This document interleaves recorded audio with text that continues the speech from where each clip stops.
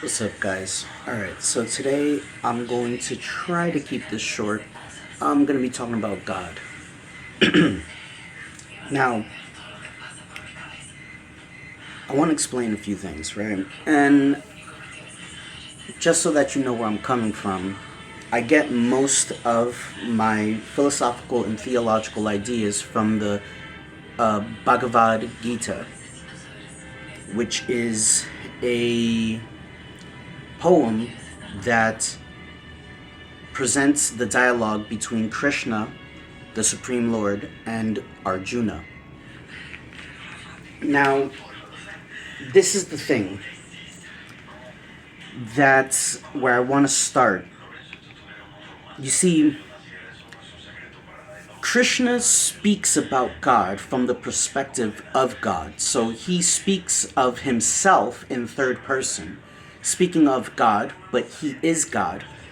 But as he does this, he makes a lot of I claims. I am, I do, so on and so on. But as he's saying this, there's a secret message within it. As he's saying these things to Arjuna, which is a human, like a regular person, every time he says I, he's actually saying you. And this leads us to the teaching of Atman. Atman is the I.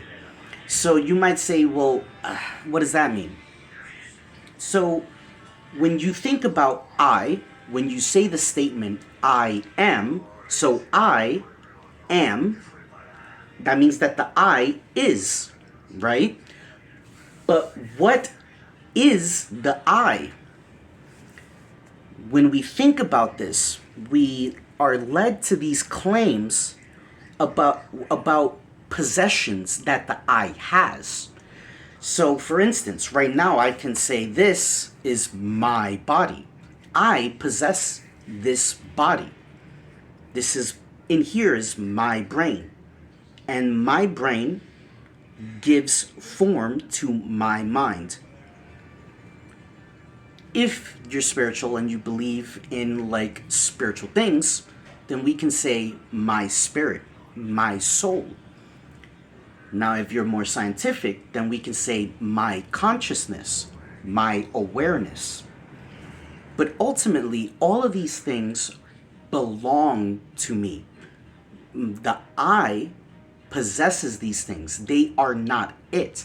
So the I isn't these things. The I has these things. So then who is the I? When you ask yourself, who am I? Who actually are you?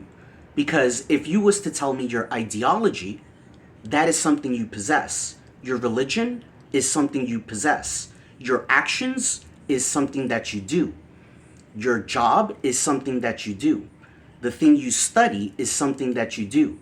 So when you try to describe who I am, you end up talking about things that I possesses or I does. But there is no real answer to who I is, who I am. And the teaching of the Bhagavad Gita is that the I is Atman. The I is the unmanifest. The I is a placeholder that is unmanifested, and everything that is placed onto it is the manifestation. So the I is who I am, and then that I possesses all these things: the body, the brain, the mind, the spirit, the soul, the consciousness, the awareness, all of the things that are on top of me, all of the things that I do. It's possessions. And the ultimate teaching, when you truly understand the Bhagavad Gita, is that the I is God. Atman is God. The entire story of the Bhagavad Gita is Krishna trying to teach Arjuna that he is God and that Arjuna isn't actually separate from Krishna. You see, this story is saying that Krishna is one thing, Arjuna is another thing, and there's a dialogue between the two.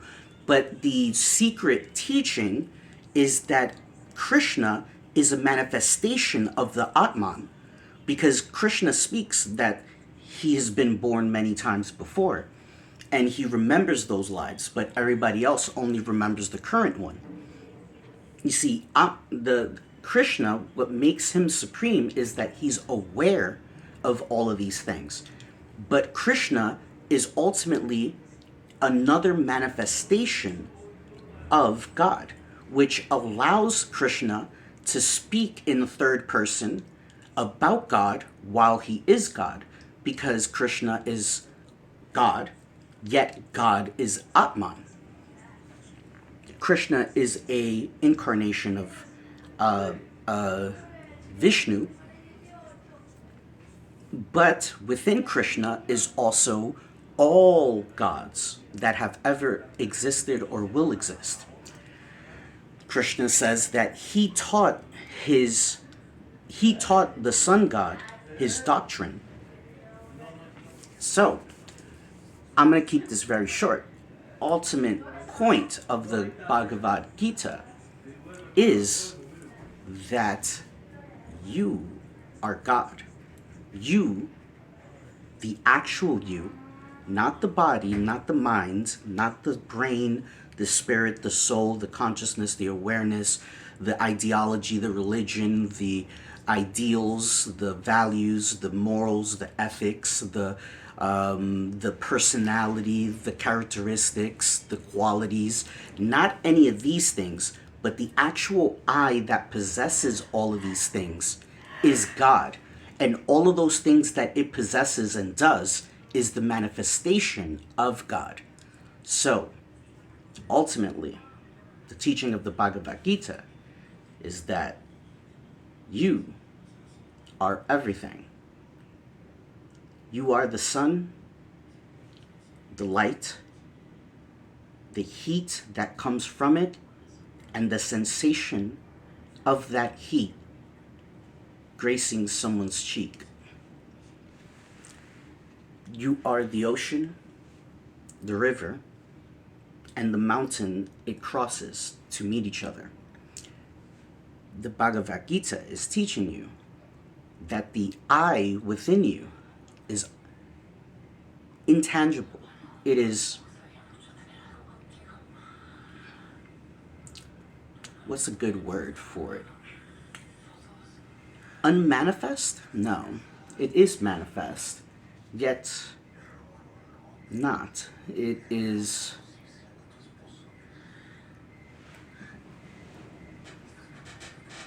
non-material. It's something that's non-material that can take material form from many different perspectives. And something that this teaches you is that when you see God in everything, you have reached a certain level of awareness. And when you understand that that God you see in everything is yourself, you have achieved another level of awareness. So, ultimate teaching, you are God. You are everything. Renounce attachment, renounce identification, and simply do the will of Atman. What do you truly want? What do you truly desire to enact? Once you truly understand Atman, when you truly understand the I, then all holy books and gods and teachings become inert, and they become unnecessary. Know who you are, what you want, and then act without attachment to the achievement, to the praise or condemnation, the prize or the penalty. Simply understand who I is, and then do thy will. Alright guys, that's been enough. Peace out.